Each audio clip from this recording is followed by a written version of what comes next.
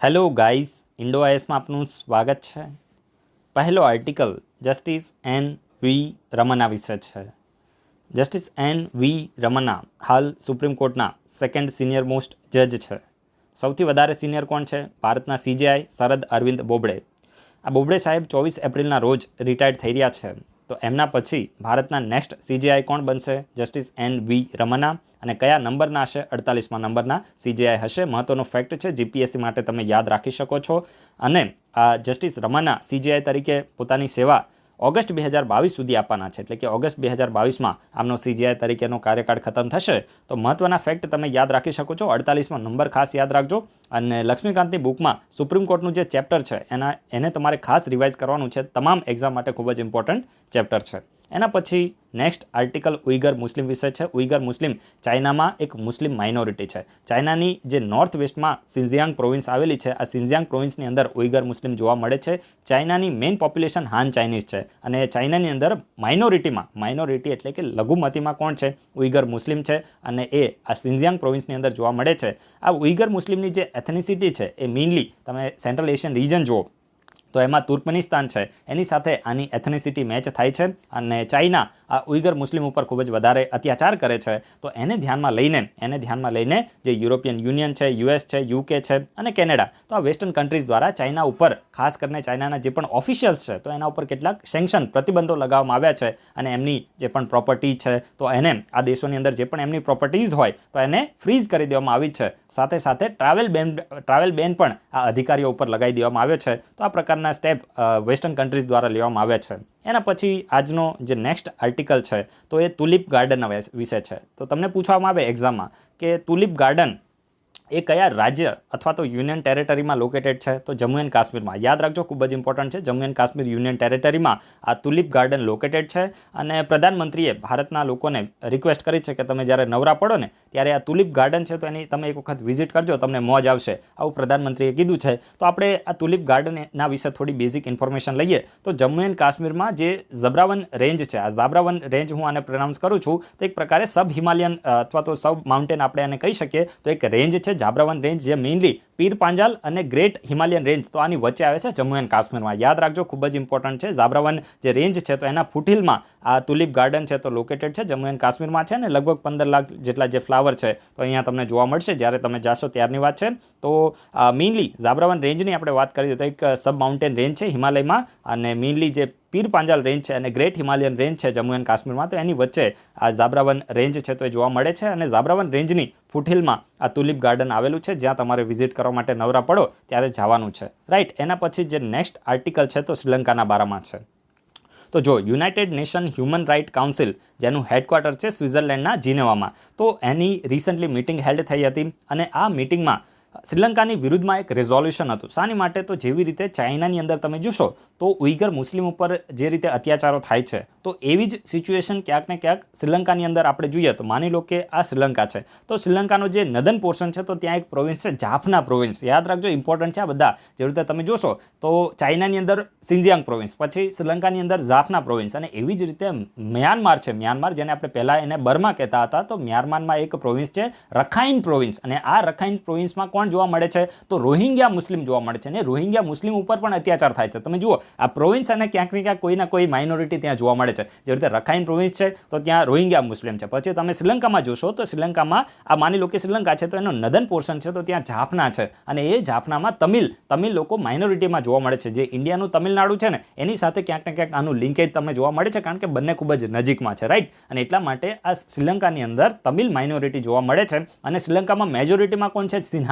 સિન્હાલીઝ આ બુદ્ધિસ્ટ લોકો છે. સિન્હાલીઝ એ બુદ્ધિસ્ટ લોકો છે. અને ત્યાં શ્રીલંકાની અંદર સિન્હાલીઝનું મેજોરિટી એક પ્રકારે ડોમિનન્સ જોવા મળે છે. અને તમિલ લોકો ઉપર ખૂબ જ અત્યાચારો ખાસ કરીને શ્રીલંકામાં થયા હતા. તો એની વિરુદ્ધમાં જે લીટેન આ બધું હતું, તમે એના વિશે રીડ કર્યું હશે. જે આપણા રાજીવ ગાંધી છે તો એમની હત્યા પણ કરી દેવામાં આવી હતી. તો આપણે એના વિશે ક્યારેક પછી વાત કરીશું. અત્યારે તમે એટલું યાદ રાખો કે શ્રીલંકામાં જે તમિલ વિરુદ્ધ જે પણ અત્યાચારો કરવામાં આવ્યા, તો એની વિરુદ્ધમાં શ્રીલંકા વિરુદ્ધ એક્શન લેવા માટે જે United Nation Human Right Council છે તો એમાં રિસન્ટલી રેઝોલ્યુશન પસાર કરવામાં આવ્યું હતું. તો ભાઈ આ રિઝોલ્યુશનમાં ઇન્ડિયાએ વોટિંગમાંથી એબ્સ્ટેન કર્યું છે, એટલે કે ઇન્ડિયાએ વોટિંગમાં ભાગ જ લીધો નથી. ઇન્ડિયાએ શ્રીલંકાના ફેવરમાં પણ વોટ કર્યું નથી કે એના વિરુદ્ધમાં પણ વોટ કર્યું નથી, પણ ઇન્ડિયાએ બોલે કે ભાઈ અમારે વોટ જ નથી આપવો. સમજી ગયા? જેમ ઘણા બધા લોકો વિડીયોના કમેન્ટ બોક્સમાં આન્સર આપતા નથી, આન્સરમાંથી એબ્સ્ટેન કરે છે, તો એવી જ રીતે ઇન્ડિયાએ પણ શું કર્યું છે, વોટિંગમાંથી એબ્સ્ટેન કર્યું છે. અને એવી જ રીતે આજે હું ક્વેશ્ચનમાંથી એબ્સ્ટેન કરું છું, હવે આપણે ક્વેશ્ચનમાંથી પણ એબ્સ્ટેન કરીશું. સમજી ગયા? તો ભાઈ આ તો બધું તમે જેવું કરશો એવું આપણે પણ કરવાના છીએ. તો તમે અહીંયા સમજી શકો છો ભાઈ ઇન્ડિયાએ વોટિંગમાંથી એબ્સ્ટેન કર્યું છે. તો તમને એમ થાય ભાઈ આવું શા માટે? તો ભાઈ ઇન્ડિયા શ્રીલંકાને નારાજ કરવા માંગતું નથી, અને શ્રીલંકાએ પણ ઇન્ડિયાને રિક્વેસ્ટ કરી હશે ડિપ્લોમેટિક લેવલ ઉપર. સમજી ગયા? કારણ કે શ્રીલંકા ઉપર પણ પ્રતિબંધ લાગી જાય, અને એમ પણ આ રિઝોલ્યુશન તો પાસ થઈ ગયું છે. સમજી ગયા? Total United Nation Human Right Council છે, તો એમાં 47 મેમ્બર છે. મેં આના વિશે તમને ઇન્ફોર્મેશન આપેલી છે UNHRC વિશે. તો 47માંથી 22 જેટલા જે મેમ્બર છે, તો એને શું કર્યું છે, આ રિઝોલ્યુશન હતું એના ફેવરમાં વોટ કર્યો છે, અને રિઝોલ્યુશન જે શ્રીલંકા છે તો એના વિરુદ્ધમાં પાસ થઈ ગયું છે. ભલે ઇન્ડિયાએ વોટ કર્યો નથી, બીજી પણ જે પણ શ્રીલંકાની ફ્રેન્ડલી કન્ટ્રી હશે એને વોટ નહીં કર્યું હોય. સમજી ગયા? તો આ વસ્તુ તમે જોઈ શકો છો કે ઇન્ડિયાએ એબ્સ્ટેન કર્યું છે અને આ રિઝોલ્યુશન પાસ થઈ ગયું છે. તો આ મહત્વના ફેક્ટ તમે યાદ રાખી શકો છો. એના પછી આજનો આપણે નેક્સ્ટ આર્ટિકલ ડિસ્કસ કરીએ તો સુએઝ કેનાલના વિશે છે. સુએઝ કેનાલ ખૂબ જ ઇમ્પોર્ટન્ટ છે, આર્ટિફિશિયલ કેનાલ છે.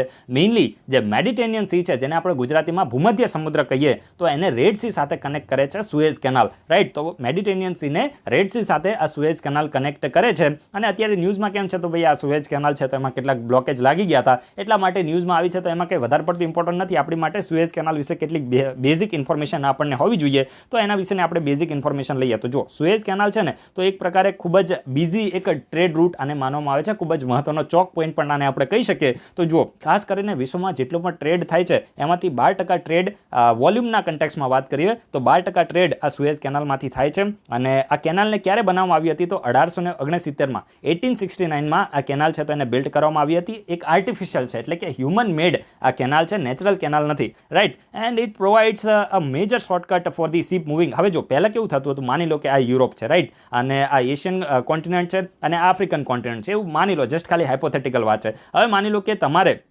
યુરોપમાંથી આ જગ્યાએથી તમારે અહીંયા કોઈ શિપને પહોંચાડવું હોય તો પહેલાં કેવું થતું હતું, આફ્રિકન કોન્ટિનેન્ટ છે અને ફરીને તમારે એશિયન કોન્ટિનેન્ટમાં આવવાનું હતું. સમજી ગયા? પરંતુ હવે કેવું થયું કે ભાઈ મેડિટેરિયન સી છે, આ કેનાલ બિલ્ડ થયા પછી મેડિટેરિયન સીમાંથી ડાયરેક્ટ જ રેડ સી છે તો એને ક્રોસ કરીને સીધું જે એશિયન કોન્ટિનેન્ટ છે તો ત્યાં પહોંચી શકાય. ઇન્ડિયામાં તમારે કોઈ પણ માની લો કે જે ગુડ્સને આને એક્સપોર્ટ કરવું હોય તો આસાનીથી અહીંયા થઈ શકે. અને એટલા જ માટે જે આફ્રિકન કોન્ટિનેન્ટને આખો પાસ કરવો પડતો હતો, એ જે મુશ્કેલી હતી તો એ દૂર થઈ ગયા સુએઝ કેનાલથી. તો એનો એક મેઇન ફાયદો છે, એક શોર્ટકટ રૂટ આને આપણે કહી શકીએ.